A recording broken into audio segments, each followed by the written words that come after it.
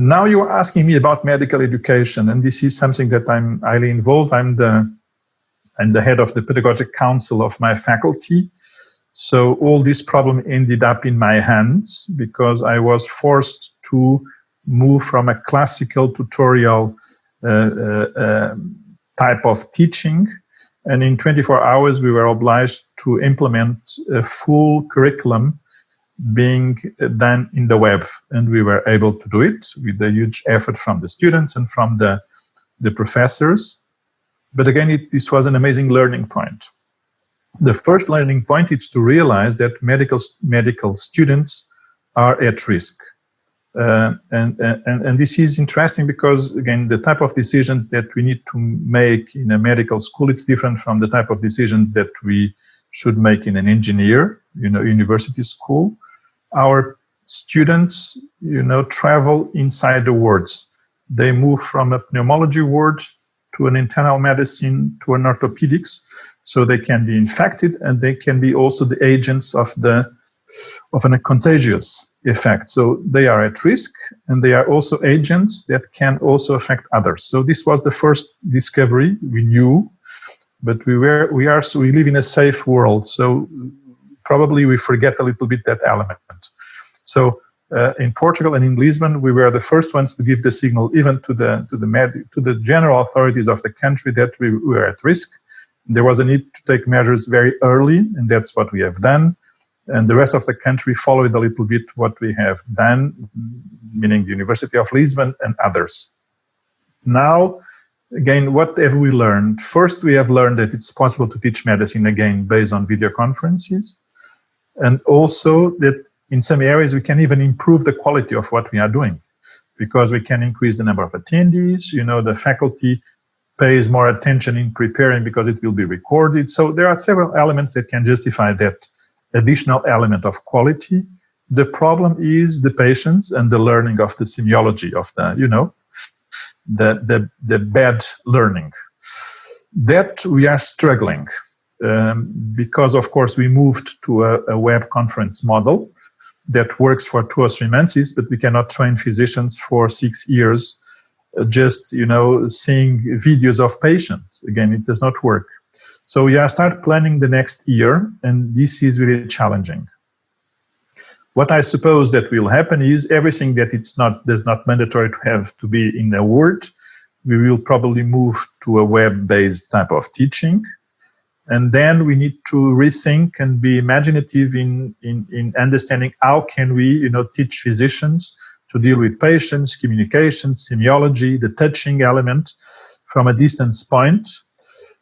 Probably we will redefine the number of students per patient and per bed, and we may also reinstall a little type of grand round type of teaching, bringing the patients again to the amphitheaters like in the old times, and teaching, probably more students at the same time from a distance point, but in the same room. But again, this is this is an open discussion. It's not just University of Lisbon. It will apply to all medical schools all around the world. And I'm a little worried, but again, I think imagination will win and we will find a way. Also because a medical student needs also to be taught to deal with fear and risk, and it's a balance, whatever we do.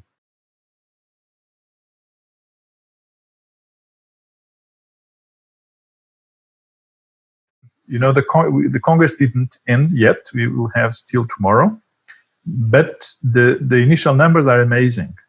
The number of people attending in the web, it's huge. I don't have final numbers, so I cannot compromise. I don't want to compromise on a specific figure, but the numbers that I have read and the numbers that I had access are amazing and much more than any other, presential type of Congress. And this is the first learning point. It's possible to do it, and it's possible to have people attending. Why are people attending? That's the major question. One of the elements, it's the quality of the program. The quality of the program is the same that was planned to be, seen face-to-face in Paris. So it's an amazing Congress, and that's attractive per se. The other element, it's the facility just to connect. I'm at home, it's Saturday morning, and I look to the program and I want to, connect and see this lecture, and I can do it. I can do it, it will be recorded, so there is a period where I can even, be back and see it again or see it later, so it's a privilege. So again, it's a pro, it's in favor. And the fact that it's for free. Costs matter, and that's also, it was very important, my own learning, I have been insisting, even in the societies where I have a role, saying the world has changed, when we are discussing websites, information, we need to deal with the fact that there is so many information that if we don't have our own information open, everybody will look to the same information, everywhere, and probably not with the same quality. So it's up to us to adapt. And this is an amazing signal. There are many young students all around the world that clearly, if they have access to good quality materials like this Congress, without a fee, this is attractive, and that's a little bit what it's happening. So it's a combination of good quality. People also want to help, so this is a sign that people are involved in the academy, so they want to help. So attending, it's a sign of being, favoring that, still things stay like they were, but the cost. And the cost, I think it's a critical element, and I think this is a learning point. What have we lost? We lost the human touch. We lost the possibility to meet friends, and again, probably the big revolutions in medicine and in science came from short meetings. Big meetings are good for education. I'm not as convinced that now the science and the big changes happen in those congresses. And for those big changes to occur, we need to meet with bright people in short groups, because that's where the open discussions occur without the limitations of the formalities of a meeting like this one. So we miss that, and I think we may lose. But numbers, it's amazing. Moving from hundreds or small thousands to big numbers. It's a huge increase, because it's when we look around to the world and when we have responsibilities, it's a little unfair that we are discussing so many sophisticated things in a Congress in Paris, and then we realize that only a minority of the world have access to, health professionals we train in all those things that we are discussing. So the majority of the world's citizens do not have access. So being able to teach or inform or share or touch, thousands instead of hundreds may change something, and I hope this would be in the good sense. But it's all this that I have said. It's uncertain.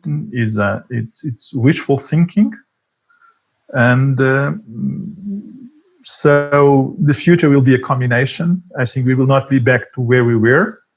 Probably we will not travel as much as we were traveling, because there is no need. So let's try to find the right balance, considering, big meetings in the web, small meetings face-to-face, again, targeting different people, targeting different subjects, and to do better, and targeting more people.